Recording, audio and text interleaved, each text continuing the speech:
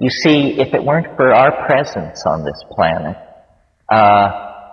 even modern science at its present primitive state could give a fairly good accounting of what's going on, that out of complex polymers arose super complex polymers which were self-replicating, and that was life, and then you have an animal population. But the fly in the ointment of this rational model of reality is ourselves.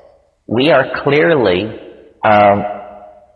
imbued with a higher dimension, which we call spirit, in a way that ordinary matter, when imbued with a higher dimension, is called life.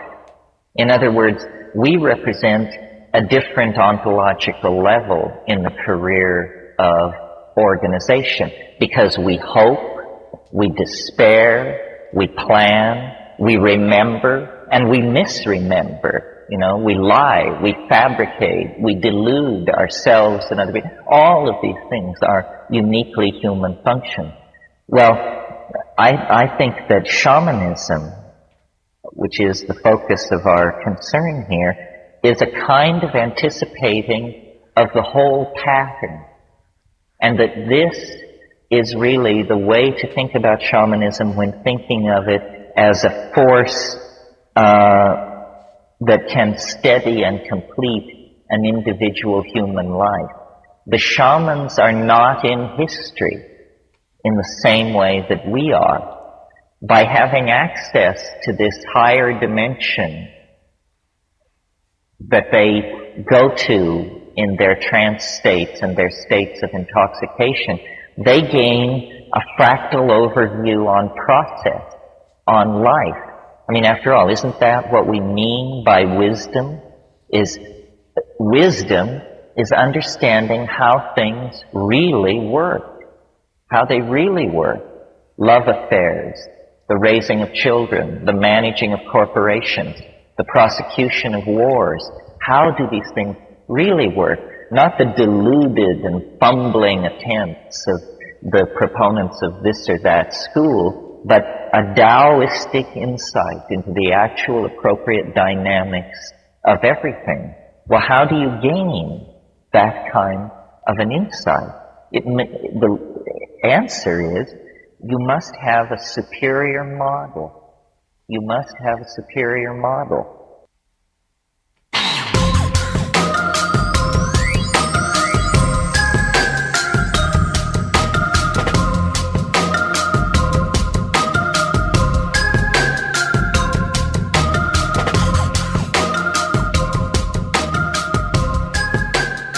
All right, everybody. Welcome back. This is episode number 3 of Revealing Reality. I am your host, as always, Tyler Walker, and I am joined by my co-hosts, Julie delagarza and Ryan McMahon. Hello, everybody. Excited to be here. Hello, welcome back. What's going on, guys? Loving it. Stoked to talk about what we're talking about. Yeah, this is going to be a good one. So this is not a bad topic for episode number 3. This is the DMT episode, or more commonly perhaps known as dimethyltryptamine, a very unique substance, to say the absolute least, and one that has acquired a very interesting reputation in the countercultural, if you will, world over the last decade or so. It's most famously first heard of through the infamous Rick Strassman documentary and book called DMT, the Spirit Molecule, and his more recent book, DMT and the Soul of Prophecy. Those have acquired almost a cult-like following, and for good reason. They're incredibly interesting books and documentaries. If you have not seen either, or if you haven't read either book or haven't seen the documentary DMT, the Spirit Molecule, I highly recommend it, especially if you're interested in the topic after listening to this podcast. But it is kind of widely understood that DMT, or dimethyltryptamine, specifically N,N-dimethyltryptamine to be scientific about its chemistry, it is kind of well known to be the most astonishing and crazy psychedelic that exists, or more appropriately, entheogenic substance that exists. It is in that same realm as things like mushrooms, LSD, peyote, etc. But it, don't get me wrong, is in an animal entirely its own. And you'll come to understand that by the end of this episode, because it is one of the most far out things, in the truest sense of that word, that is available on planet Earth. You might have also heard of it from kind of the growing popularity of a substance referred to in the Amazon that has kind of grown into the West, known as ayahuasca. And ayahuasca is getting very popular over the last couple of years, and we're seeing a huge surge in what's now called ayahuasca tourism, where Western people are taking a homage trip down to the Amazonian rainforest and actually indulging in the ayahuasca brew, as it's called, with a shamanic teacher to help them kind of navigate what you otherwise could call the spirit world. Now, the main difference between DMT and ayahuasca is solely the length or the duration of the experience, because the actual active ingredient within the ayahuasca bark is dimethyltryptamine, or DMT. The DMT substance, the actual extracted substance, if you will, is typically vaporized. It can also be injected intravenously, as Rick Strassman did in his books and documentary, But its most common method of application is through vaporization. And the big difference is in doing it that way, the experience in what we might call real life only lasts maybe 5 to 10 minutes maximum, versus an ayahuasca experience, which is ingested orally typically with the assistance of an MAOI, or a monoamine oxidase inhibitor, as your body is incredibly efficient at metabolizing the DMT molecule. So if you were to just eat the stuff, or eat the bark of the ayahuasca tree, I think it's a tree, It's a vine. Vine, thank you. Appreciate that, Ryan. If you were to just eat it and make it into a tea on its own, it wouldn't do anything, because it's not technically orally active in its native state as the bark. But most commonly, it's brewed into a tea with the Banisteriopus caapi vine that acts as the MAOI. And that allows it to bypass your body's natural metabolism of the substance and allows you to have the experience. But because you're taking it orally that way, it expands the experience, rather than being about 5 to 10 minutes to roughly 8 to 9 hours, which is incredible thing, if you ask me, considering once you're out in what we might call DMT land, time ceases to exist in and of itself to begin with. So to have time not exist for 9 hours is quite astonishing. Nonetheless, it is an incredibly interesting substance in, I believe, all three of our minds. And I actually did it recently. Oh, yeah. So we are going to actually take some time, and I'll tell you guys, at least from my perspective, what the DMT experience was like. But before I do so, I just wanted to give a really kind of brief background on why it came into my life and why we're even discussing it here. So let's actually, before we even get into it, if you guys wouldn't mind, let's take just a second and talk about our own unique exposure to what we would call entheogens, or even kind of just drug culture as a general topic. Ryan, would you mind starting us off? Sure. My perspective on the, let's say, the drug culture is, and I guess in my generation and my parents' generation, kind of refers to the 60s. And if I'm just going to like do a real general, term of what that culture was about, it wasn't just about drugs. It wasn't just about sex. It wasn't just about love. It was really a creative and artistic movement that was obviously felt on a collective means for a lot of people. And there was something there that was sort of acting as a safety valve in society, in my view. Like all art is sort of always testing and pushing the current paradigm or status quo of what is good, bad, indifferent, healthy.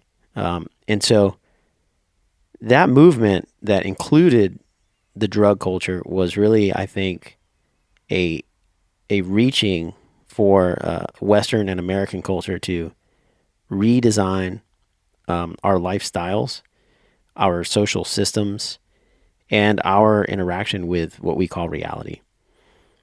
So I think that's still happening. I mean, there's ripple effects that have been happening. I grew up the child of two parents that would be the quintessential hippies, and so they were definitely conscious and promoting the idea of free thinking, of freedom of expression, as long as you're not harming someone else in your expression, and the exchange of a dialogue or a discussion, an energetic exchange of information from person to person that is very liberal and free.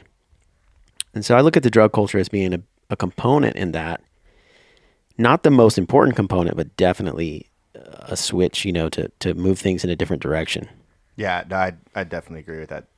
A great share. Thanks for bringing that up. And just before you go, Julie, I want to impart something very quickly here, which is, if you will, kind of the why these other, for lack of a better term, substances have taken the role of kind of exploration, if you will.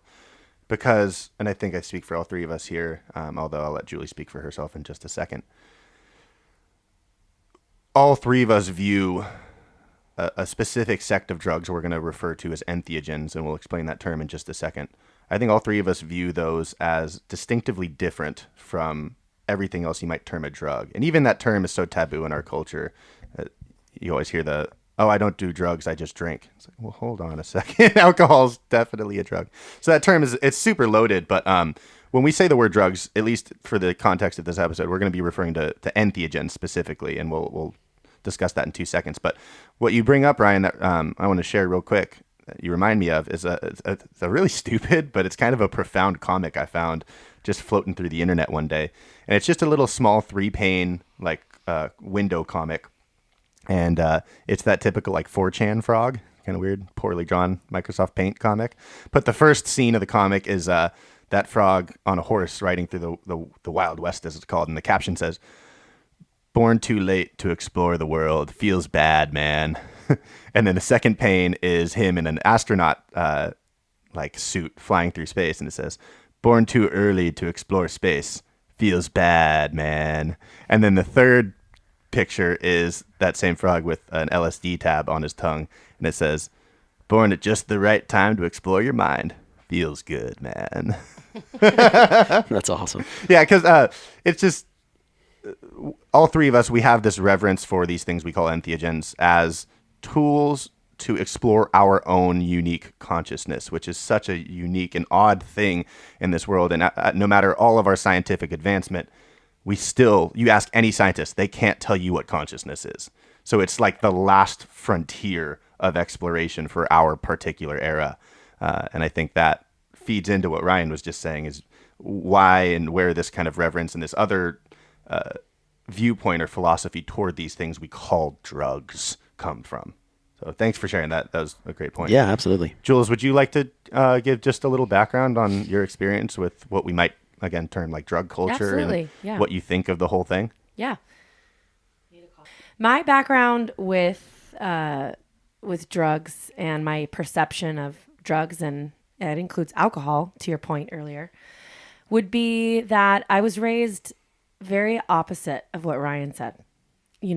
I had this understanding that they're scary, that they are, I don't want to use the word demonic, but I have a degree in social work, and what you learn in that degree is that drugs take people over, that they take people down, they incarcerate people, they cause a disassociation of self and of heart center. And the more that I've read, or in the realm of spirituality that we're talking about here in this podcast, all of the topics we cover, I've really been shown a whole different version of how drugs are in the world. And it's been pretty shocking, I have to be honest. I feel a mixture of doubt that it's really true and just some wonder. It's just amazing to me too. I'm like, wow, that's not evil. But at the same time, and I've had conversations with you, Tyler, a lot about this, about not every drug should be, and I know we'll get into this, but not every drug is treated the same. So I've classified my whole life weed under the same classification as cocaine, as alcohol, as if I heard of DMT and someone said it's a drug, then with the way I was taught, it was like, oh, well, it's bad. It's damaging. It's harmful. So this is all very new for me. I've never done anything other than I've smoked a little weed. I've drank alcohol since I was 21. Well, let's be honest. I was 18. Just legalese, I guess. But yeah, I don't have a whole lot of experience, but my mind is very open to it, and I'm open-hearted. I guess I'm just curious. So I bring kind of that open mind. Awesome. Well, the open mind is the whole point and why we're doing this podcast. This is revealing reality, right? So the whole point is to make people, or actually, I don't want to be forceful. We're not trying to make you think differently. We're sort of pointing in directions that will offer potential for you to think differently. Yeah, we're just giving you the opportunity to look at the world or a piece of the world in a way you might have not ever looked at before. Yeah, and back to the idea of the social culture being of free thinking, freedom of thought is extremely important in the design of the human being intrinsically itself, in my view. And speaking to you, Julie, it's interesting that your academic upbringing was in social work, and in that arena, instead of teaching that, well, let's say drugs or entheogens or hallucinogenics offer this potential exploration, they've seemed to, if I'm hearing you correctly, basically taught quite the opposite, that they are scary and that they need to be classified in this way that's to be left alone, almost ignored or completely not a part of society, and that's called social work, right, in mainstream academia. So it's really interesting listening to the Terence McKenna quote. He would probably say, if he was still around, that social work is actually quite the opposite of that mainstream view. Social work is finding a way for individuals to explore their own consciousness in healthy ways so that when they are in a society, they offer something of contribution, something of value that they can share between each other.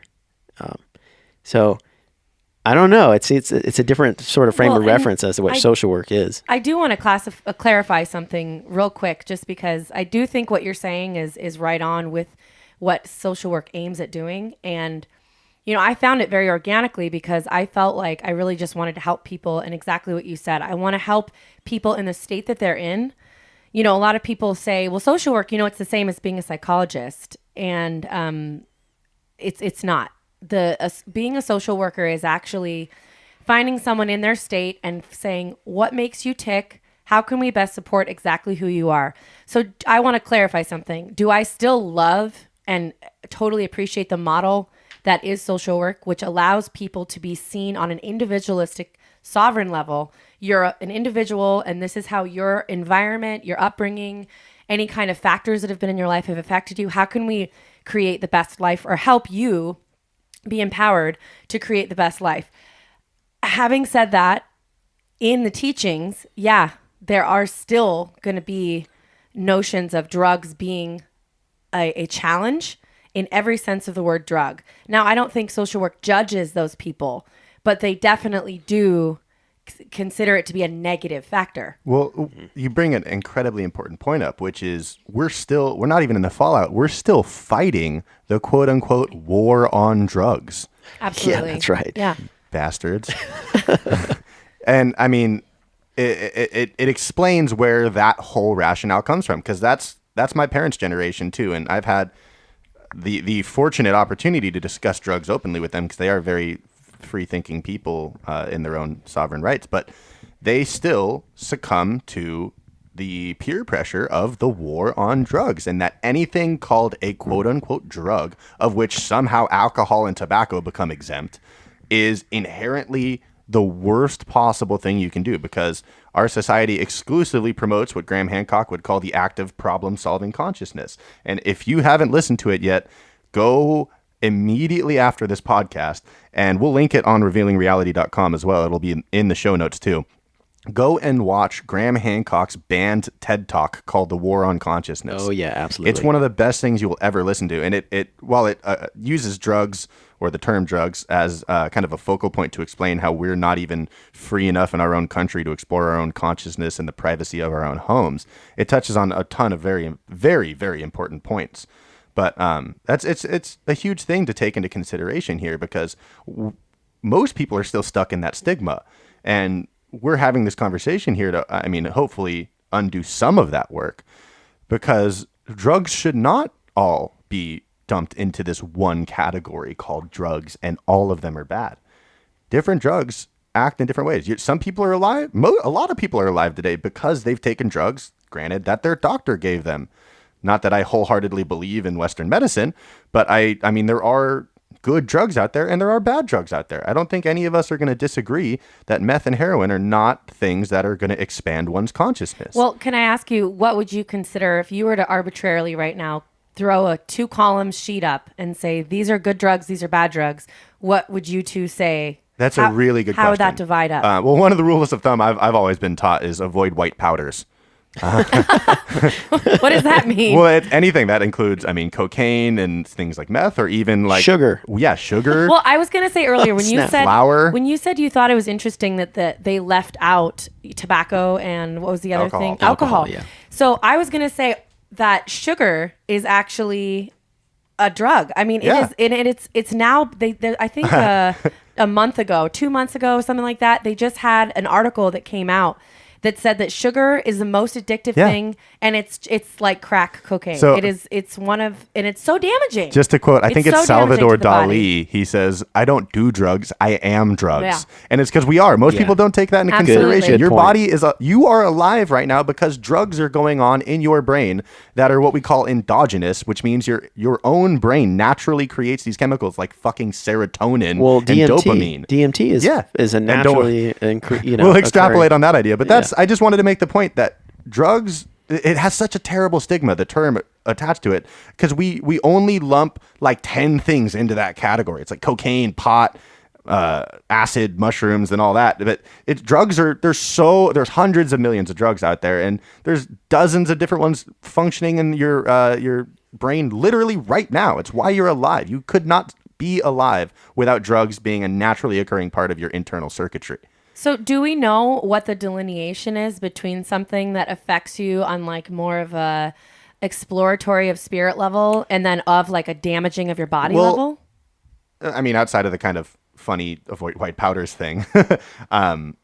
Like, is it an uppers downers thing? Is it something that's natural versus not natural? What is it? Unfortunately, I don't think I can articulate this in the best of terms, but I'll do my best. I think, and it's hard to tell without doing, significant research, although I'm a firm believer that if you're going to do any drug, you should do thorough research. But I think the simple answer to that is there are drugs that close one's consciousness down, and I will reference alcohol for that. And there are ones that open you up. And I think that's the distinction, is it's the ones that allow you to expand your consciousness and yourself that are beneficial. And it's the ones that shut parts down that are negatively affecting. Okay, so you mentioned alcohol. What else? So, well, let me just please. add on to that point real quick.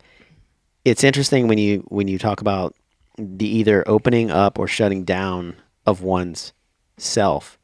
And it's weird to me that there's people I meet now and then who actually don't even, this is going to sound strange, but don't even believe that they are a self.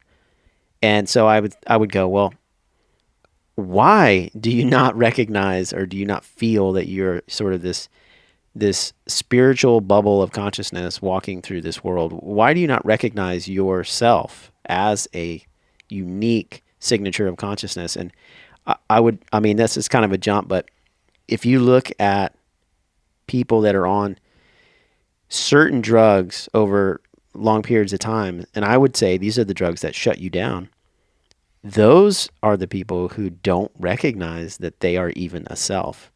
And so it's really enfolded in, these concepts are like deeply enfolded, like, can a substance, and I don't want to say drug, but can a substance, a molecular substance, truly open up your awareness of your own self here on this planet. Yeah. No, I'm really glad you bring that up. And I think this is an appropriate time now to discuss the terms that we're attributing to certain drugs and not to others. And you've heard us reference a couple of times in the episode already the term entheogen. And that is a term we're going to use to kind of encapsulate most, not all, but most of what we are going to consider the good drugs, at least of the illicit kind. Right. So the reason we draw that distinction is to actually refer to the etymology of certain words. Most of us, when we hear about these types, if you will, of drugs in our lives, we hear them referred to as psychedelics or hallucinogens most of the time.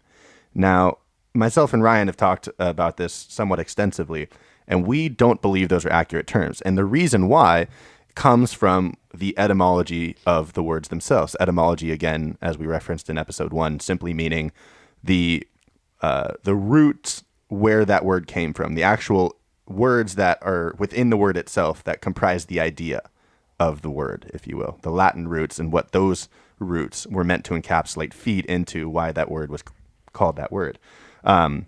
So if we look at the term psychedelic, if you will, which is arguably the most commonly used term to describe these substances, if we look at the etymology of it, it comes from the Greek word delios, and that essentially just means like a manifest, if you will, like a means of making something happen. And that's where the latter half of the term comes from. The first half comes from the term psyche, which refers to, of course, matters of like the head, if you will. So it really, if you look at through the lens of etymology at the term psychedelic, it really means that you're manifesting things out of your own psyche, out of your own mind. And I believe Ryan shares this opinion. I don't believe that that's what these substances do. I don't believe that they are simply manifestations of your own mind. I think that could be a part of it, but I think especially anyone who's ever done one can kind of verify there is something distinctly outside one's self under the influence of these substances, which seem to make it perfectly clear that they are not simply a manifestation of your own mind, but something external from oneself. And to that same point, the term hallucinogen or hallucinogenic, that comes from, or essentially means a drug which induces hallucinations, and hallucinations being, again, things that are not real per se, that are kind of fraudulent in a manner. And again, that takes away, I think, from the importance of some of the experiences that people can have under these entheogens. Now, by contrast, the term entheogen, that comes from a Greek term, which means becoming divine from within, which it essentially it works on that kind of idea of Gnosticism, meaning a knowing within one's self, as opposed to, how do I put it even? As opposed to it being originated within you, if you will. And I know that sounds kind of similar, but a true entheogenic experience means, although you're finding it within yourself, what you're really looking at and peering into is truly the divine nature of reality, which is, depending on your viewpoint, outside of oneself. It comes from the higher worlds, if you will. And it takes out that stigma of, oh, well, this experience doesn't mean anything because it's all just in your head, man. But I think we argue that it does mean something. Yeah, and I mean, we've touched on this before, and I know, Julie, you're familiar with the work of Wilhelm Reich. And I always want to point this out every chance I get, is that, you know, he is a firm believer, and I agree with him that the location of the mind is not in the head. And so when you were talking about, you know, entheogen versus, say, psychedelic, some people would say, oh, this is just an imagination or an aberration that's in your head. Well, if you're affecting consciousness, and mind is a part of that fabric, or maybe it is the entire fabric, I'm uncertain, but if you're affecting consciousness and mind is not located inside your head, well, then where is it?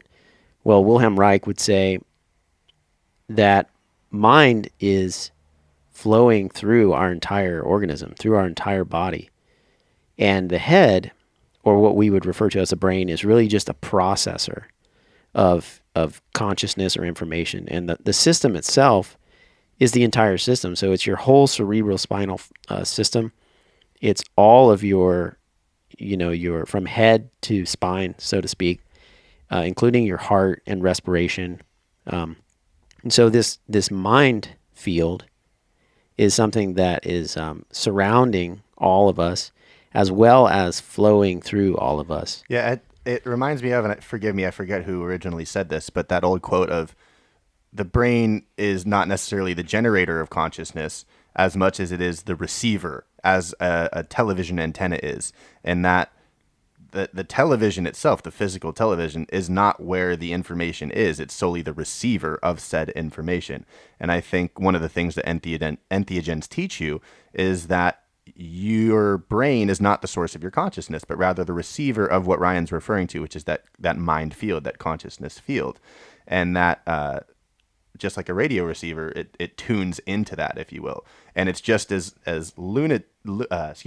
just as much lunacy in breaking open a TV trying to find the shows inside it as breaking open your brain and trying to find the source of consciousness. It's not there. It's in the air, and we pick up on it through that what Plato might call etheric field. Yeah, absolutely. And I really relate to what you guys are saying in my own experience of, Tyler, you've been to a few of them, but I taught classes for a while, teaching people how to basically connect with what I like to call, and I think that you're really saying in so many words, my translation of it is spirit center, your heart center. Some people call it a soul. Some people call it your heart, the flame within that Buddhism talks about, of like keeping the inner flame, the seat of your soul, all that. I think as humans, we are born with that innate sense of connected to heart center. And as we grow up, as we learn, you say etymology, as we learn words and we learn social, cues of how we're supposed to be, and then we're made into these adults of worry and concern about fitting in with the world that we have, we, unfortunately, to my understanding, get a little bit unplugged from that heart center. And then good point. We very much live in the brain, to your point. And then when you live purely out of brain center, you're basically a set of reactions that have been programmed in your body. So it's like, I'm supposed to, it's like a knee-jerk reaction. Oh, that person hurt my feelings. Well, I'm going to react and I'm going to be hurt. And, oh, this happened. Well, this is how I was trained to react. So my whole purpose of these classes was to teach people, how do I plug back into heart center? Yeah. How do I function on a daily basis? And basically, what am I trying to say here? I want to make my actions more mindful and connected with spirit. No, well, wait. I'm sorry. What you're describing to me is basically the reaction is basically unconscious. Yeah. So you're not actually the brain one. You mean? Yeah, the brain one. That one is like, if you're just reacting to programming that's already been in there, even if it's your own programming and not society's. You're actually not acting out of conscious will or intent. You're what we would call, and this is what I was just going to try and say, thanks for touching on it as well. What that's indicative of is people that are often just called asleep. Which I know that, and again, there's so much stigma there, because every freaking tinfoil hat wearer in the world is calling everyone on the street a sheeple. Right. But yeah, I mean, there's clearly people that are, if you will, I know they're taboo terms, awake and asleep. And asleep people, a defining characteristic of that is that their entire existence is solely reactionary. Absolutely. Yeah. And to clarify though, you can have moments as an asleep person of fleeting awake moments. Oh, sure. But we're talking about being No, absolutely. But I want to say say that only because I think some people might be under the understanding that if you're asleep, you've never experienced these moments of like, oh my gosh, I felt something really truthful. That's a good point. It is. Yeah, and that's, I think, where things like what you're talking about can come into play. Yeah, I mean, it sounds absolutely. like. So. No, that's good input. Thank you. Yeah, and I mean, basically, that's our whole intent here with this show is, revealing reality is opening doors and offering you, based on our own personal experience, what we've seen on the other side of those doors. Now, there's always interpretation open to that. Like if I walk through a door and I see something on the other side, and then I come back and go, look, this is what I've seen.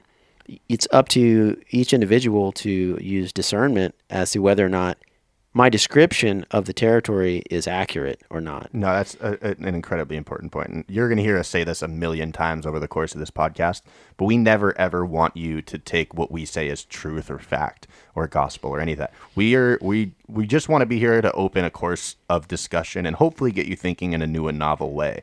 But what we say is not inherently true. We're being candid and open and very transparent about who we are and our personal philosophies, but those are just them. They're our personal philosophies. So take what you hear from us and throughout the entirety of the show for what you will, but if we've done anything right, you'll at least get semi-curious about something we talk about, and you'll go off and learn some more on your own, and then you'll know it personally, just like we are talking about now. Absolutely. And I think that also speaks to the reason why we started it. The reason why we three have gravitated towards each other is because individually we all asked deep questions that we weren't getting answers to.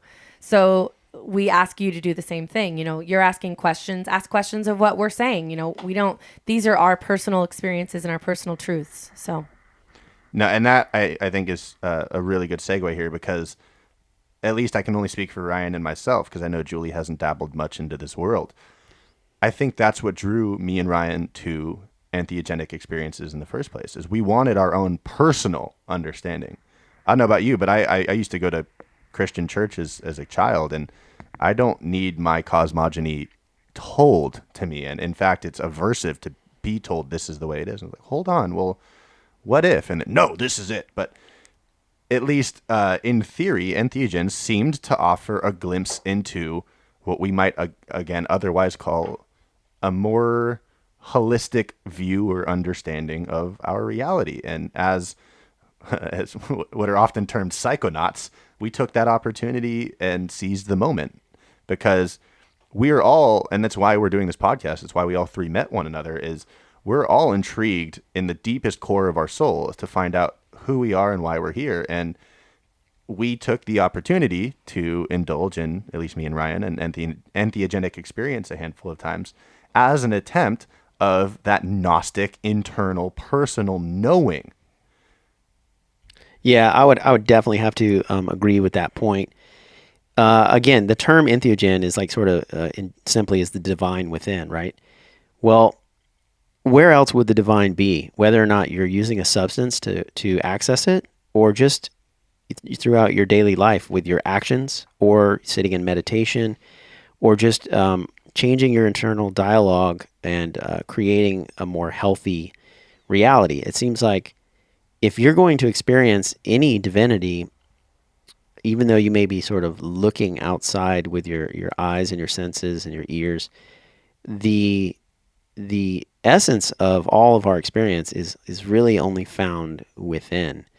And so I think people in general should be able to just have time in their lives to stop whatever they're engaged in on a regular basis and just stop and sit still and reflect on what their internal dialogue is saying, basically. Yeah. And I No, think totally. I think the whole process of shamanism and the use of entheogenic plants is basically to exercise that right and bring back knowledge from, let's say, other dimensions, or you could say higher worlds, or just, you could really just say the center of yourself. Yeah. Or just another a frequency or wavelength of the consciousness that is already here, always here, and within all of us. No, you make a fantastic point, and I think it's really important to drill this home before we talk about firsthand experience, is that neither myself nor Ryan chose to partake in these experiences because we thought it'd be fun. Yeah. That's not the case at all. Yeah, We're not looking to doubt. have a good time and trip out, man. Yeah. No, we are taking and using these with the highest of reverence, with an absolute fundamental respect for what these things are and the power that they hold. And we're using them with caution because we understand that inherent power. But more so, accurately even perhaps, is we're taking them with the intention, which is a key word as we discussed last episode, with the intention of using them to understand ourselves and our relation to one another and this planet and everything that happens to come on. This is a scientific experiment in the truest way, shape, and form. And it was conducted scientifically. And in so doing, I think you get the most out of that experience. Not to say that I think there's anything terribly wrong with taking mushrooms for fun. A lot of people do that, and you know what? To each their own. I think you should be able to do what you want so long as it's not to the harm of others. But I don't think that's the right, per se, way to use these substances, because they do offer such a profound understanding and Gnostic understanding at that, if used in the correct demeanor, that is missing when you do it to trip out. Yeah, I mean, speaking to that, I would definitely want to hammer this home as well, is if you follow the logic of Carl Jung, and I've talked about him many times, you'll probably hear me talk about him before, I mean, again and again, if the nature of the unconscious is truly specular, it means that it's going to reflect your approach to it. So if you take a substance and you're doing it recreationally with lots of other variables that could be involved, like say 1,000 people around you, or which is the most intimate way to do any drug. yeah, exactly. Then it's not to say that you're going to have a bad experience, but you're definitely increasing your potential for a lot more variables and a lot more chaos to enter into the space or cerebral space that you're going to go in. And so that's a super important point for sure. Yeah, I mean, the set, which is the mindset that you approach a substance like this in, and the setting, which is the actual physical setting that you are in when you do an entheogen or a substance of this sort, it cannot be stressed enough at how important those things are, because you're actually you're diving into the unconscious, so to speak, or into parts of yourself that you may be unaware of, and almost entirely certainly are. Yeah. And that's the whole point, right? So it's like, if you wanted to discover something incredibly intimate about your own self, and you had 1,000 screaming people around you with some other agenda going on at the same time. Like a concert? Yeah. I mean, it could be very Electric hard. Disney Carnival. Yeah, it'd be it's going to be so hard to discern the information that you're actually experiencing, because there's so much distraction. I think you could say the same thing even with meditation. That's why meditation is such a common practice, is you can only feel and understand the subtle pieces of yourself in solitude. In that respect, you need to silence the other input devices to find out what's going on underneath that layer. Yeah, absolutely. So I have a question for both of you, and this is not any surprise for you guys that know me. How come this is so different? How come it's how come you're saying this can facilitate something that what I'm maybe coming to the understanding of from your opinions can't be achieved on your own, or can it be achieved on your own? No, it's a really good question. Thank you for asking. That's one of the issues I've always had with it, is because why can't I go do this on myself? I'm a purist in this way. You I've always had an issue with it. make a very good point, and it's very worth discussion. I absolutely think that you do not, let me say that again, do not need the entheogenic experience to learn the things that we're about to be or have been and will continue to discuss. Okay. I simply think they are a means to catalyze that learning, because I do believe there's a ton of different ways to come to these same conclusions. I also think that almost all, if not all other ways, take a lot more time, a lot more dedication, a lot more practice, and a lot more effort to accomplish. Not to say there's anything wrong with that, but especially in our Western culture, when we're used to the McDonald's "I want it now" motif, I think it's almost worthwhile to have that catalyzing crash through the wall, like the Kool-Aid guy, just to shake shit up, because we're so far removed from that understanding, that experience, that maybe we can't or don't want to commit to meditating in a cave for 40 years, even though that might give you the same experience. But in that McDonald's kind of way, not to demean an entheogenic experience, but it can, in that instantaneous moment, in one day, accomplish what meditation might be able to do in 40 years. And again, not to say that that's the only way you can do it, but I just think it, especially in our Western culture, can be beneficial to kind of shake people out of that the minutia. The here you go. The inertia of the minutia of one's life. Oh, the inertia of the minutia. It's a great band name. I will definitely just edify your words there, Tyler. I totally 100% agree. You do not need an entheogen or an entheogenic experience to go into your own unconscious or the deeper parts of yourself. As a matter of fact, for thousands of years, people have been doing this without the substance. They've been, like you said, sitting in meditation. If you can find a way to still yourself and stop your internal dialogue, then consciousness will sort of reveal itself to you at more refined levels. And it's a natural, organic experience. And some people either are afraid to do that, are not willing to commit to doing that, or they're just not really evolved enough in their own self-work or own self-development to handle an experience like that. And so there's definitely a double-edged sword going on here. Like, you can definitely blow your doors of perception open with an entheogenic substance and not be able to understand or process what happened. And so, like, just real briefly, my own personal experience with ayahuasca and a few other substances, I can say without a doubt, I mean, there's no question in my mind that my practice of ceremony and my practice of Kriya Yoga and of stilling the mind, and also just really being aware of my own internal dialogue for years and years and years, weighs in heavy with every single entheogenic experience I have, because again, consciousness is going to reflect your approach to it. So True. If you go into an experience with this already aware of your own light, so to speak, you'll still be tapping into the darker parts of yourself, the unconscious. Yeah. However, you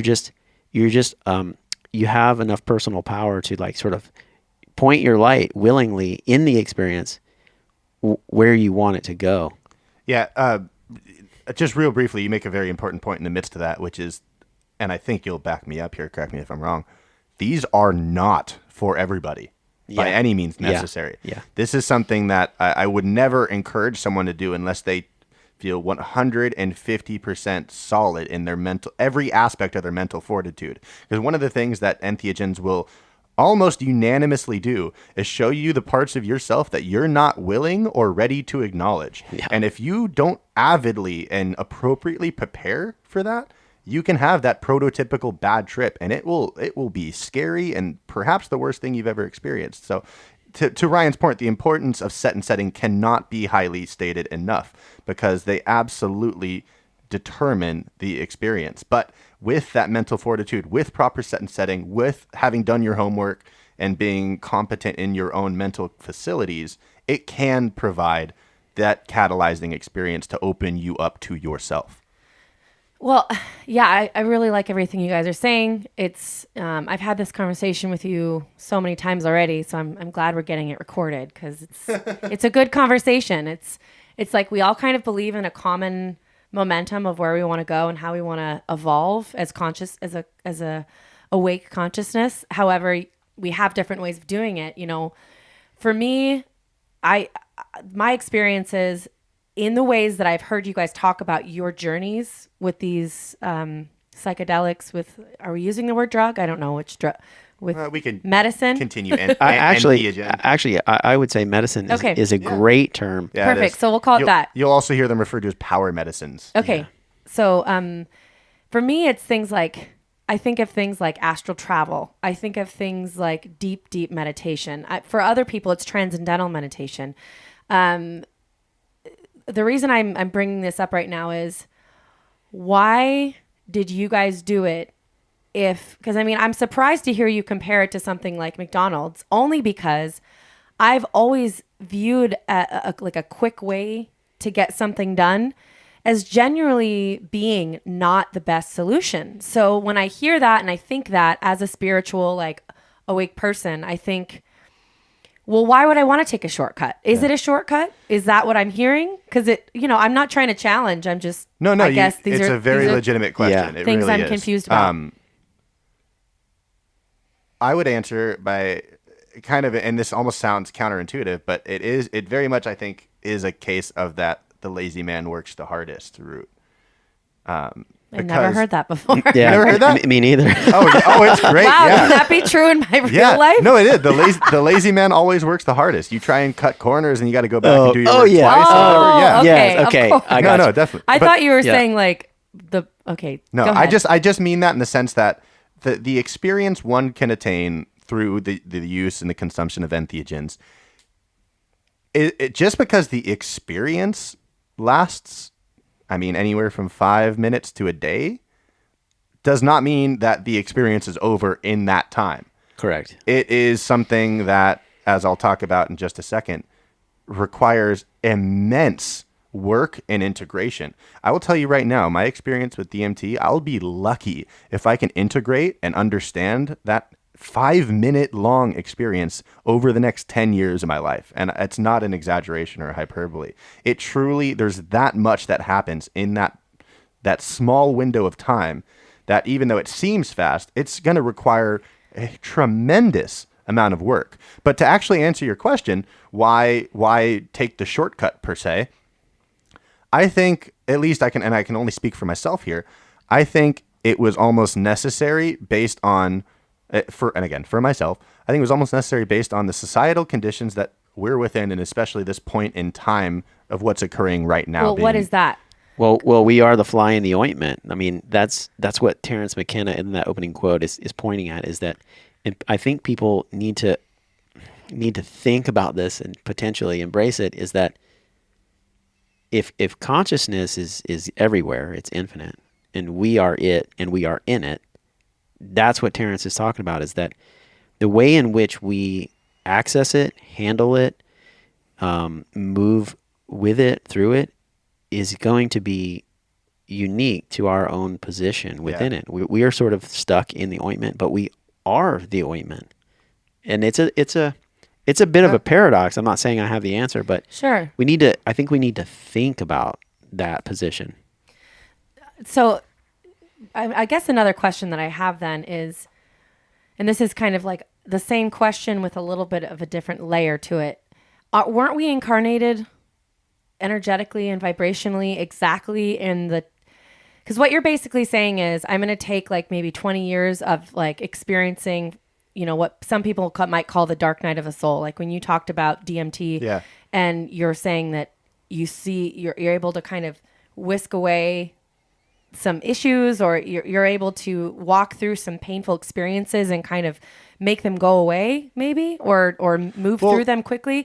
What I'm wondering is, weren't we incarnated vibrationally in the exact tempo of time that we need to be in? Like, aren't I supposed to go do that hard work? Aren't I supposed to forge forward? And again, I know I keep asking the same question, but it's, I don't know. Yeah, well, confused. just to be brief, I kind of, I mean, especially with this whole 2012 meme, and we'll have an episode on that at a later date. I kind of think it is, and again, I think Terence McKenna said the clock is striking 12, the hour is nigh, and we're at this point where a conscious evolution is required. I mean, the clock is done, the time is over. We are actively destroying our planet and our environment by not understanding these things. I believe entheogens can teach you. Okay. Yeah, I would basically agree with that, and I would answer your question as, under normal, natural, ideal conditions, which I think human beings have had in certain times in history, where they do have enough leisure time, they're not stressed out, they're in a place within nature where the human design is actually fitting. Then I think that we don't necessarily need to blow the doors open, so to speak, with an entheogenic substance. But our society, and this is just my opinion, I think you guys will agree, is a bit sick, you know, and Certainly. I'm not being pessimistic. It's just, if you read the great philosophers, you know, you'll hear them echo this. And if we're sick in a collective sense, then there needs to be some medicine, right? Some So well said. some way of like approaching healing, right? And each individual person has to take responsibility for their own, their own spiritual growth. And entheogens can be a catalyst. They're not the only one, but well, they can especially be. it's. I'll refer briefly to. I don't know if you guys have seen it, but the Joe Rogan stand-up special that's on Netflix. I think it's called Joe Rogan Live. Yeah, I've seen it. Yeah, there's that intro monologue that fucking hits me every time I watch it. When he's talking about if you're an alien species and you're flying over Earth, and you see all the lush trees and the blue ocean and how beautiful and organic this wonderful thing flying through space is, and then you crest over the hills and see fucking Los Angeles, and you see this black smog covered dirty thing that no matter, even though it's killing its host, it is still spreading. It literally meets, as a humankind, and this comes back to even that line in the Matrix, we meet the definition of a cancer currently as a world species. That is, granted, I think that's subject to change, which is why I chose to indulge in these entheogenic experiences. We definitely stand on top of the ecosystem. We're not a part of it. Like when you see the flow, yeah, like, but we're cutting it off underneath us as well. Yeah. We're not just standing on top of the mountain. We're fucking... No. Yeah, the sacred hoop is got a break in it. Yeah, thank you. Well said. When I'm saying standing on top, I mean crushing it. Yeah. I don't mean like we're that statue of Kali, the king right? of the mountain. I'm saying like... Kali's got her foot on top of the other dead gods just going, Yeah. Kali's awesome. I love Kali. So, well, maybe, I'm not sure, maybe this would be a good time to, I wanted to bring up this excerpt from the Toltec teachings. And definitely. It's a dialogue basically with Carlos Castaneda and the gentleman who wrote the book, which is Armando Torres. And it really just focuses on power plants or sacred medicine or entheogens from the traditional Amerindian or Mexican Indian Toltec view. Yeah. So we're going to have, to let you know, Ryan is actually going to read a couple pages out of this book. So you're going to hear about 2.5 pages of, what's the name of that book again, Ryan? It's called Encounters with the Nagual by Armando Torres. Awesome. And we'll have that book, of course, linked in our show notes and available on the podcast at revealingreality.com. In various conversations, Carlos had categorically stated that hallucinogenic plants are not advisable for a seeker of knowledge. However, in his first books, he had written exactly the opposite, and he gave extensive exercises on their use, presenting himself as an example of the power of those plants. This was a matter that interested me intensely. I had never experienced it in my own body, the incredible forms of perception that he had described, and I felt a great curiosity. So taking advantage of this, in his good mood, I asked him to clear up the contradiction. When he heard my question, his enthusiasm cooled down. The topic seemed to affect him deeply. After a few seconds of reflection, he told me that a sign from the Spirit had determined the change in his perspective. In 1971, after publishing my second book, I received an uncomfortable visit. The United States government agents came to one of my presentations, and they informed me that I was becoming an idol of juvenile drug addicts, and that they were thinking of expelling me from the country unless I modified my attitude. At first, I didn't see any reason to concern myself with these threats, but later I investigated a little, and the situation made an impression on me. Many students were talking and taking Don Juan's teachings as an academic permission to get high. My name was mentioned everywhere as an authority on drugs, but I didn't want to be the patron saint of anything. I took my dilemma to Don Juan, who laughed at the whole thing and told me that a principle of stalkers is not to confront anybody, and certainly not people more powerful than themselves. They have blundered in among the hooves of horses, and you have to get yourself out of there. I suggest you take care of your learning. The rest, what does it matter? That advice made me decide to have a more cautious attitude in my next publications. Personally, I neither approve nor disapprove of anything, since I am not one to judge in the matter. Also, my learning was a result of such techniques. However, in public, I cannot encourage the use of plants because my books are read by all kinds of people and everyone interprets them in their own way. Without qualified supervision, power plants can produce regrettable results since they move the assemblage point abruptly and erratically. And in the long term, they take their toll on a person's health and sanity, and sometimes they will take a practitioner's life. On one occasion, they warned me that the father of a student was looking for me with a gun. He was planning on killing me because he had blamed me for his son's death after experimenting with drugs. It is a very delicate matter, all of this about power plants. If you want to understand it, you have to abandon the folkloric vision that almost everybody has of sorcerers. True Toltec warriors are not fanatical about dope or anything else. Their behavior is strictly dictated by impeccability. I have already explained to you that Don Juan only used power plants with me in the beginning of my apprenticeship, and only because I was exceptionally fixed in my routines. The more obstinate I got, the more plants he gave me. In that way, he was able to loosen my assemblage point, the minimum necessary for me to grasp the premises of his teachings. However, in spite of his careful conduct, it had a high cost for me, and it's one of the main reasons why today my health is so deteriorated. Power plants have a limit, and a sorcerer finds it very soon.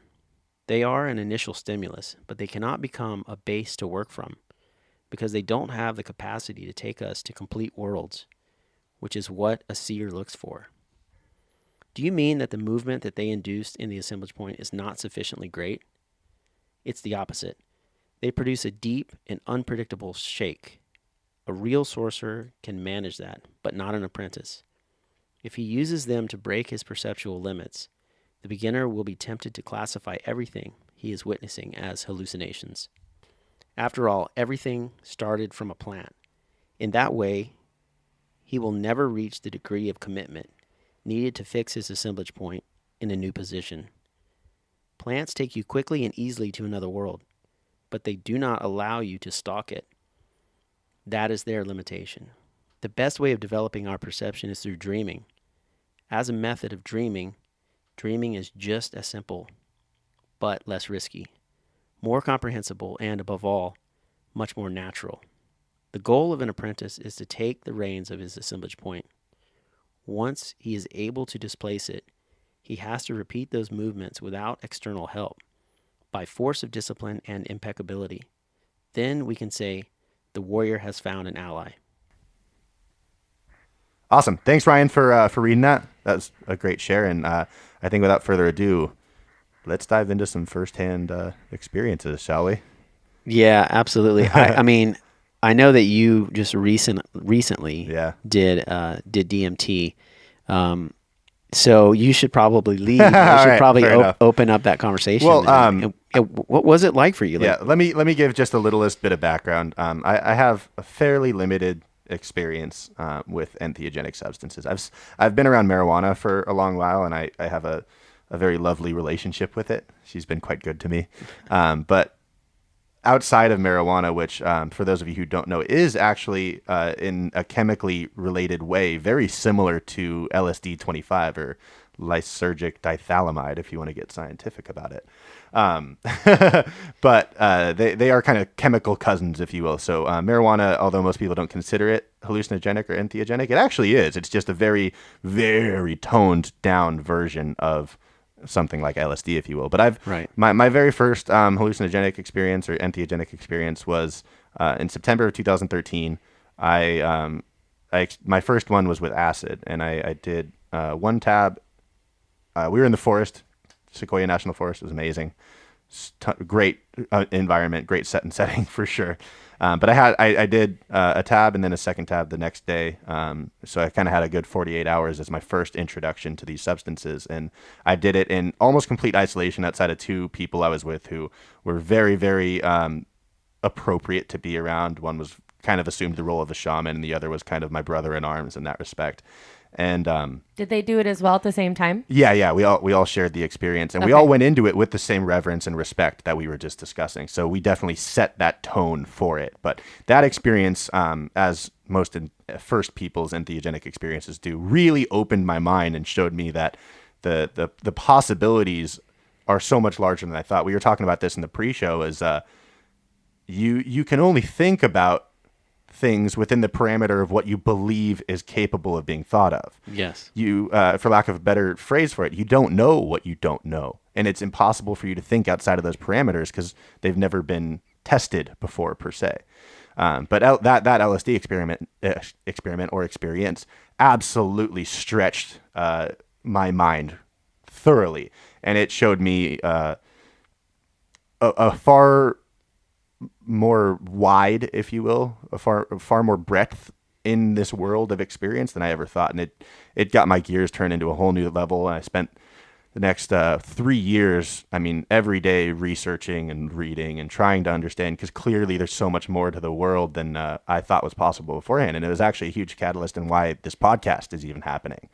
But beyond that, I've only had 2 other entheogenic experiences, both of which were with psychedelic mushrooms, or specifically psilocybin cubensis, about 1.5 and then about 1.9 grams. So pretty low, threshold doses. No crazy Terrence McKenna 5-gram heroic doses by any means. But how long were all of your different experiences? The acid was a unique one. That first day lasted about 7 to 8 hours. The second day, about 9 hours, as I took 2 tabs too. Both mushroom trips were significantly shorter, probably in the realm of 4 to 4.5 hours. But again, it was a lower threshold dose, so I'm sure it could have been a little longer with a higher dose. But I don't like poking the devil intentionally too much. So do you think? Well, first, my question is, if you can articulate any noticeable difference between the 2 substances. Oh, great question. And then also, do you feel that whatever it is that you experienced was real, or do you feel like it might? Superiorly good question. Thank you. Would you yourself say, well, I experienced some sort of hallucination, whether it be visual or auditory? Let me answer the first one first. This isn't my verbiage. I got it on the internet. Forgive me, I don't know who originally termed this phrase. But, the interweb. Yeah. I think one of the best analogies I've ever heard to compare and contrast LSD and psychedelic mushroom experience is that LSD is digital, then mushrooms are analog. Oh yeah, and I know that's a very lofty way to put it, but I think it's accurate. And for me, I think the biggest noticeable difference was the headspace, the actual. This is worth discussing very briefly. I think too many people focus when they hear about hallucinogens or entheogens on the visual aspect of it, but until you do one, you don't realize that's maybe 10% of what's going on. The visual thing is such a minute portion of what's happening as far as the overall change. And I think the most profound change is simply in how you think, the actual modality that your consciousness assumes. And I think that was the biggest difference between the 2. With LSD, I felt far more regular, if you will. It almost felt like I used to take Adderall. My doctor prescribed it to me. I'm long since done with that. Bad prescription drug. Not a fan. Nonetheless, and anyone who's done an Adderall or Adderall substance can tell you kind of get a tune-up almost. Not that you necessarily feel distinctly different, but your thinking is more crisp and more sharp and perhaps more accurate. You can think quicker. You see the larger picture of things a little easier. And for me, LSD was kind of like that, but a million times better. I thought I will distinctly remember prior to doing it, I was kind of enamored with the idea of the tesseract, or a 4-dimensional hypercube. Mm-hmm. And I could never understand what that really was, because in living waking consciousness, we can only see representations of a tesseract in 3D space because we're limited to that dimension. And when I was on LSD, because your mind is kind of outside of this dimension, I understood what a tesseract was in far more of a way than I even can right now. So LSD had a very almost clear tone to it as far as my mental processes go. Mushrooms was very opposite to that, in the sense that it was very cloudy. I felt floaty, almost like when you're not drunk, but you're on the verge of being drunk, mm-hmm. and you're kind of floaty, and you're you're almost more removed from what's happening, and you're kind of more of the observer Right. rather than the arbiter of the experience. Right. And mushrooms kind of took that to me. It felt like, you know what? It's actually kind of funny. I think South Park did a fucking fantastic job. I forget the episode, but there's an episode in the earlier years of it where Mr. Mackey takes mushrooms, I believe, and his head blows up like a balloon and it floats off of his shoulders, and he's just a floating balloon flying through space. Right. And it's kind of like that, weirdly enough. Like, it's kind of hazy and foggy, and you can't quite think as clearly, at least again in my experience. And it felt very floaty. Like, I know that sounds weird, but that's a really like accurate representation. So let me ask that second question Yeah, again. yeah, please. If Adderall changed your noticeably changed your ability in the mental realm, Yeah, you would say that's not a hallucination, right? It actually happened. I for would you. agree with that. Yeah, certainly. Okay, so then to extrapolate that, you would say with the same experiences that have affected your mind or mental processes happening with LSD and mushrooms are also not hallucinations. Yeah. They're No, actually well, happening. Perhaps one of the most peculiar things about that initial acid experience, and this was weirdly enough, I don't know how common this is, but weirdly enough shared between the three of us, Yeah. was that once we were up there, for lack of a better term, it seemed more real than what we're doing right now. And I know that sounds so weird to someone who's never done it, but it seems to be kind of ubiquitous within the experience itself, is that there's really two things that are really striking, at least they were for me, being, again, the sense that this is more real than normal consciousness, which is such a bizarre thing to think about. And I think my friend Andrew summed it up beautifully, and he said, like, he couldn't really articulate it in that way, but he looked at me in the midst of the trip and said, it kind of feels like we're on a movie set. Because you look around and you're like this 3D terrestrial thing we call life seems almost like a fabrication by contrast of the mindset you attain with an LSD experience. And the second thing that is kind of ubiquitous is there is a familiarity about it. There's a sense of what most people kind of term coming home. And it's like, wait, I've never done acid before, but I've been here. Like, I know this place.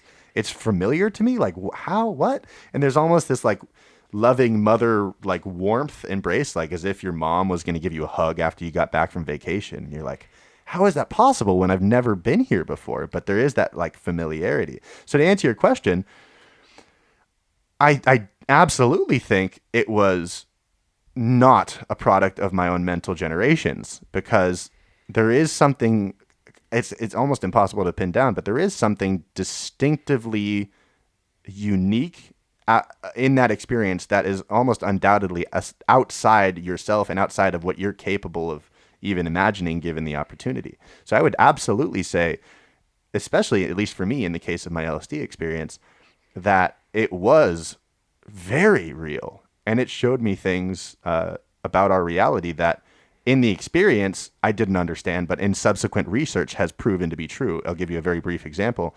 Toward the end of the trip, I could only see things in patterns of triangles. I remember the sun had just set and I was staring up at the stars. We were in Sequoia National Park, so I saw the stars, of course, with no light pollution, and it looked like almost like a geodesic dome. Like, it was very organized, which it shouldn't be. The stars are kind of randomized almost, but it didn't seem that way in LSD. And I just remember having the thought of like, why the fuck are triangles so goddamn important? Like, everything's a triangle.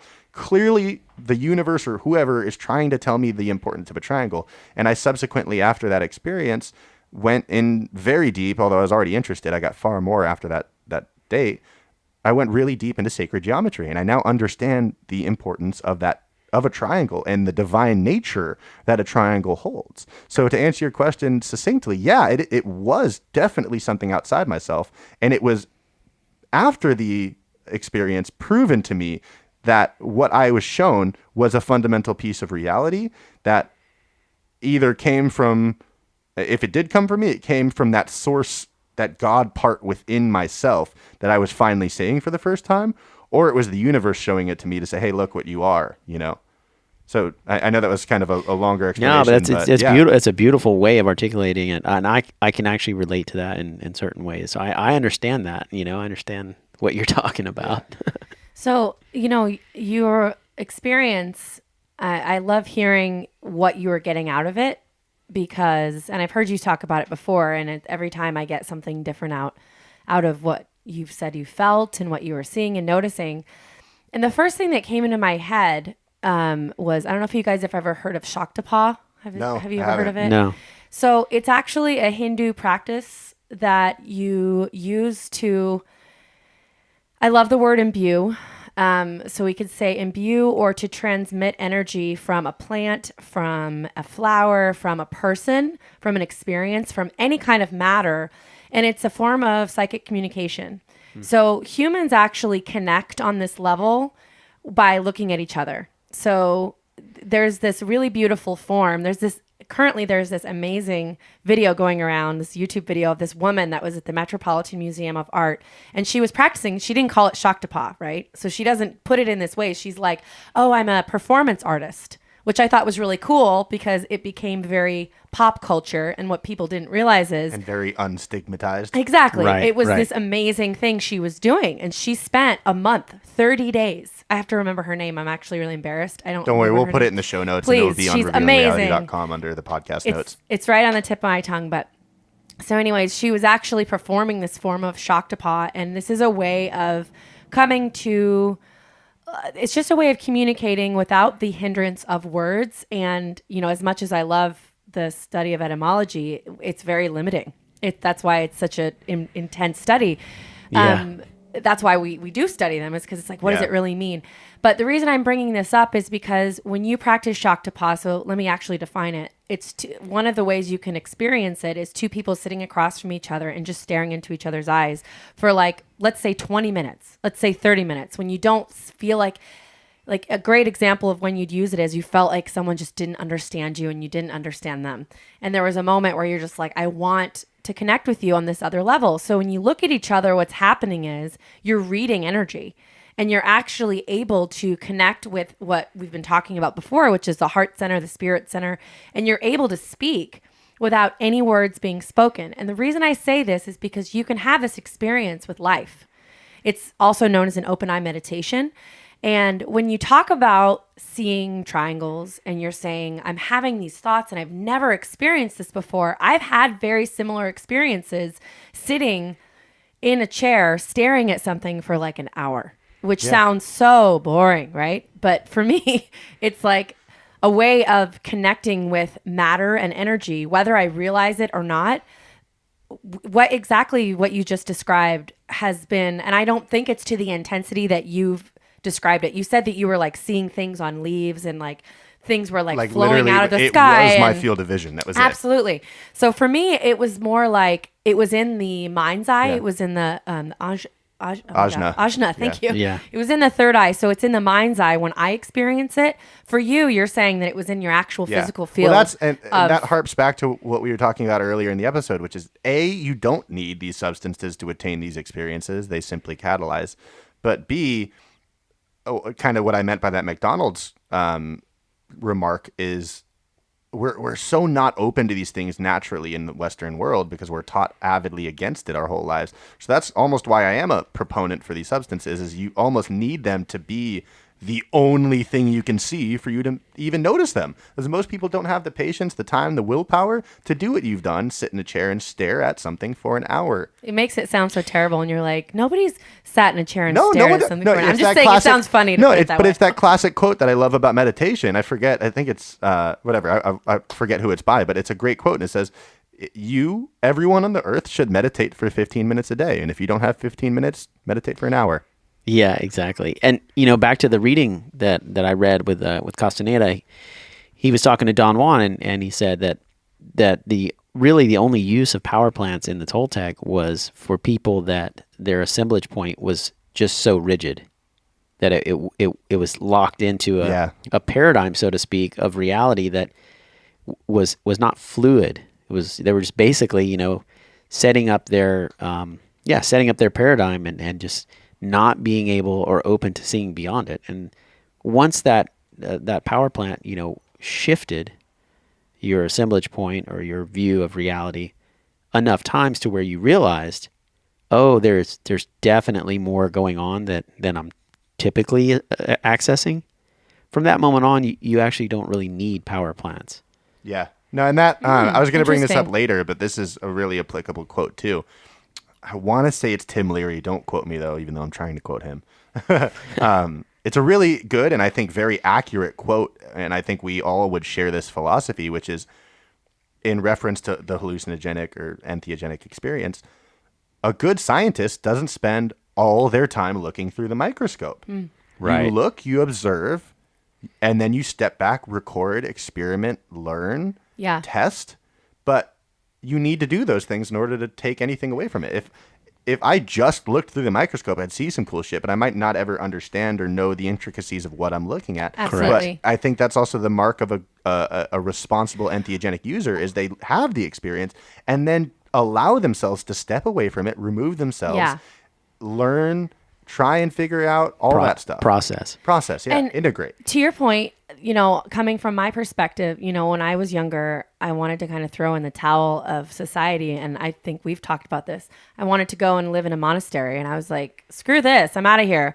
I want to go learn the spiritual lessons that I feel like are truth with a bunch of other people that think like-minded. But what I realized was, and I had a very amazing sage in my life remind me of this, it's easy to live on the mountain, as she would say. It's easy to live on the mountain and to have everybody agree with everything that you say and everybody applaud each other for your spiritual understanding of a subject. But until you can live in a moment that's shitty and real and bring what you're learning with plant medicine and, from my experience, what you've learned in your energetic revelations within self, when you can bring those into truly adverse situations is when I think that it really makes a difference in your consciousness and in your contribution to the collective consciousness. True. You're reminding me of I've been listening to a ton of Alan Watts recently, although that is always recently. But, Exactly. I forget the Zen monk he was quoting, but he was talking about a story between like a Zen student and his master, and one of those koans, one of the unanswered. I love koans. Yeah, one of the unanswerable questions of Zen. What is the sound of one hand clapping? I mean, it's kind of it's an answerable one, so I guess it's not a true koan. But he says the student or the master says to the student, he says, "Well, you're looking for enlightenment, but what comes after that?" And the student's like, "Wait, what? Like, what do you mean it comes after? I'm enlightened. Like, nothing comes after that." But he's like, the answer to it is chop wood, fetch water. Yeah, that's right. I remember that. It's like cool, like it's all for naught if you can't bring it to this world. Absolutely. You need, as fantastical as the other side can be, you need it to incorporate here for it to be useful in any way, shape, or form. Good point. So you're enlightened. Chop wood, fetch water. Those were the trials of their days. That was the struggle of that world in that story. Our struggle is putting up with negative shit on Facebook, sitting in fucking traffic for 10 hours or however long, trying to drive through LA at 5 p.m. Yeah. It's the our everyday. chop wood, fetch water. Yeah. And you still participate in that post-enlightenment. But the idea being, and I would propose that some entheogenic experiences and alongside set and setting can offer what we might term enlightenment. You still fetch water, and chop wood. Well, and when you fetch water, and when you talk about the Buddhist way of seeing exactly what you're talking about, Thich Nhat Hanh, which is one of my personal favorite teachers on this planet, he is a Vietnamese monk who currently lives in France. He is incredible. He's out of the Mahayana he's school, got I believe. Some great stuff. If you guys have never looked into love it, Thich can you Nhat Hanh. spell that for us, Jules? Yeah. Wow. He does have a strange. Yeah, I think it's T-I-C-H. Well, it's let me write it down. It's THICHTNHAHTHANH.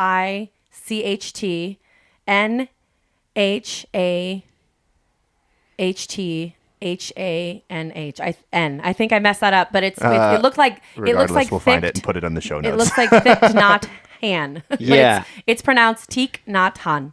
So anyways, he is a huge contributor to the Western world. And I really love that there's this really intense Western Buddhist kind of movement going on where it's like, okay, the East, we know we've grown up with this stuff since the beginning of what we understand to be our civilization. We got to teach these Westerners about Eastern medicine and Eastern thinking. So we've had these really amazing ambassadors come over, one of them being the Dalai Lama, and then one of them also being Thich Nhat Hanh. And one of the things he is a huge proponent of is the mindfulness of every day.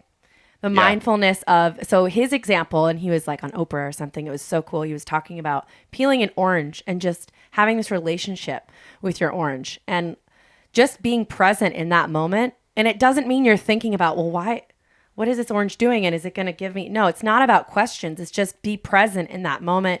We've heard that so much in our Western culture. Well, it's even like trendy now. Like the whole mindfulness thing is certainly surging, but I don't think that diminishes from its importance. Absolutely. At all. So the present is a gift, right? Absolutely. Oh, wait, what? Did I miss something? No, you got it. Oh, okay. Being present. The present is a gift. That's why we love Ryan. He just always comes up with these little crystalline gems for us. He does. I know. I love it. So, no, but like peeling this orange and just having that be what you're doing. So that's the whole basis of like chop wood, fetch water. Yeah, it's like I'm currently peeling an orange and I'm going to have a relationship with what goes into my body. Because so often, just on the concept of food, we're eating while we're doing something else to just make it to the next thing. It's like, I have so much to do. And that pace is increasing. Yeah. Which it was supposed to not do with this whole technological revolution, but our pace is continually getting faster and faster and faster, and it's taking us out of what we're talking about, which is the present moment. All ancients have spoken about being the key to what we, I guess, can call happiness and enlightenment. Yeah. Somebody hoodwinked us. Oh, there's another one. Woo! Oh, don't worry. Illuminati episodes 1 through 3,333 will be coming soon. So, no, but just to plug it in back to what you guys were saying, of like you go through and then the word regimen comes into mind. So when you guys talk about plant medicine, when a doctor gives you something that you don't necessarily have to be dependent on the rest of your life, right? They call it a regimen. So it's almost like for this portion of your life. And what I heard you saying, Ryan, was that maybe the desire is to not need it all the time, or the end result is to not say like, well, I'm going to need to do this every year or something. It's like, no, the idea is that you're programming yourself to go and actually live and chop wood and fetch water every day, more mindful and more understanding of your own personal truth. I mean, is that pretty close to what you're saying? Yeah, actually, it is. It's really close to what I'm saying. I would say that it's, again, sort of the whole idea of the journey is more important than the destination, Oh, man. I mean, we're going to have to play an Alan Watts clip now. Yeah. I mean, basically, the things you learn when you're working on opening up your mind are less important than learning how to open up your mind. I love it. So good. You remind me of this really good Alan Watts video quote I've seen for a number of years now, but I always come back to it, and it's so eloquently put for a 2.5 minute thing, which again, we'll link this in the show notes and on revealingreality.com. Unfortunately, guys, it has been way over the hour mark already, and we got so excited to talk about entheogens and all the things surrounding them, we didn't even have a chance to articulate my or perhaps even Ryan's experience yet. So we are going to put out a part 2 to this episode in the near future, so look forward to that, where I promise you we will get into the firsthand experiences we teased you with. For now, I wanted to share this, like I said, this Alan Watts video. I don't know how it got made or why, but a number of years ago, the creators of South Park, Matt Stone and Trey Parker, actually animated a handful of really popular and ones that they personally loved of Alan Watts quotes or excerpts. And I think this one's so fitting because A, it touches on what Ryan was just discussing, or all of us were just discussing, and B, it as simple as it sounds, I never understood it in the way that I do now post the DMT experience. One of my absolute biggest takeaways, because I did goddamn have some huge takeaways from that crazily short experience, is summed up so beautifully in this video. So I wanted to show it to you guys real quick, and again, at least tease you a little bit of what I got out of DMT until part 2 comes out. So here it is. This is it's called Music and Life by Alan Watts. If you just plug that into YouTube, I'm sure you'll find it. But again, it'll be linked in the show notes and on revealingreality.com.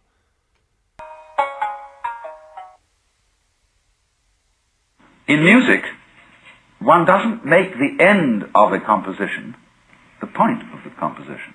If that were so, the best conductors would be those who played fastest. And there would be composers who wrote only finales.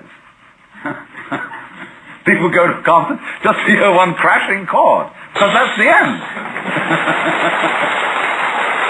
But we don't see that as something brought by our education into our everyday conduct. We've got a system of schooling which gives a completely different impression. It's all graded. And what we do is we put the child into the corridor of this grade system with a kind of, come on, kitty, kitty, kitty.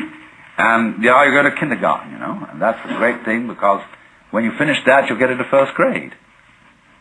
And then, come on, first grade leads to second grade, and so on, and then you get out of grade school, you've got high school, and it's revving up, the thing is coming. Then you're going to go to college, and by Jove, then you get into graduate school, and when you're through with graduate school, you go out to join the world. And then you get into some racket where you're selling insurance. And they've got that quota to make. And you're going to make that. And all the time, this thing is coming. It's coming. It's coming. That great thing, the success you're working for. Then when you wake up one day about 40 years old, you say, my God, I've arrived. I'm there. And you don't feel very different from what you always felt. And there's a slight letdown because you feel there's a hoax. And there was a hoax. A dreadful hoax. They made you miss everything. We thought of life by analogy with a journey, with a pilgrimage, which had a serious purpose at the end, and the thing was to get to that end, success or whatever it is, or maybe heaven after you're dead. But we missed the point the whole way along. It was a musical thing, and you were supposed to sing or to dance while the music was being played. How fucking good is that? It's awesome, man. I love Alan Watts. That is like one of my favorite Alan Watts speeches of all time. I can't even tell you. And again, we'll get into this so much more in part 2 of this episode. But that was, I mean, that summarizes my biggest takeaway from the DMT experience so well. And the fact that he can articulate that in 3 minutes and less is bewildering to me. But I think that's such a crucial point.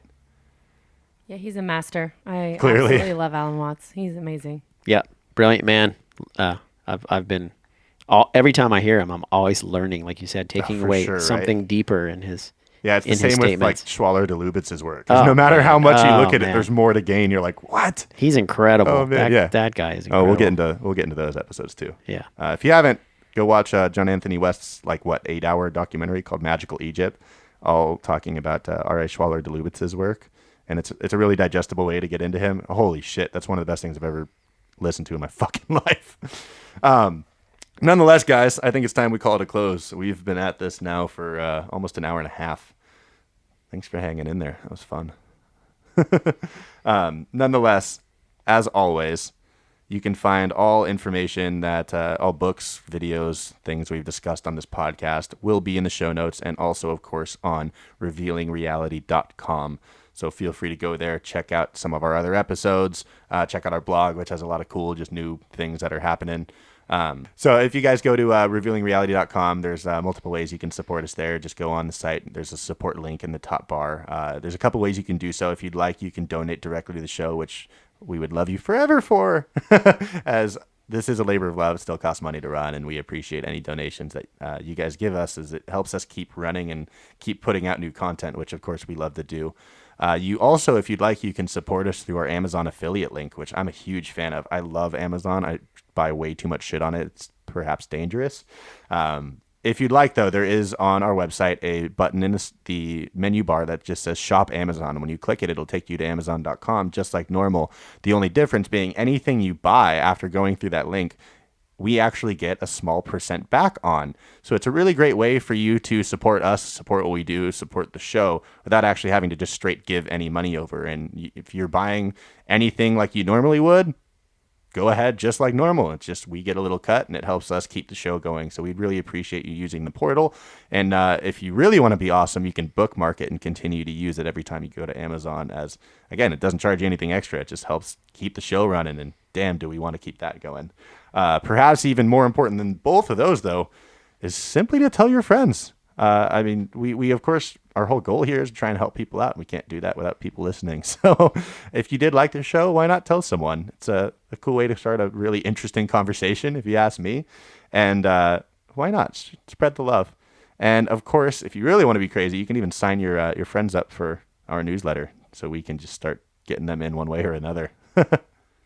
If you want as well, on revealingreality.com, we have a contact form. So if you have any questions about the episode, want to give us some feedback, have topics or guests you'd like to see us feature, hit that contact form. You can shoot us an email, and we'll check out what you think. And we're gonna try and do an episode in the not too distant future here where we're just ranting and talking about some of the topics you guys are interested in. So feel free to submit what you'd like to hear discussed. And again, as always, we really appreciate you guys listening. Like I always say, I'm astonished that you take an hour and a half out of your day just to sit and listen to us and what we do. So that's amazing. We really appreciate it. And thank you all again. Thank you very much. Bye. Thanks, everybody. We love you.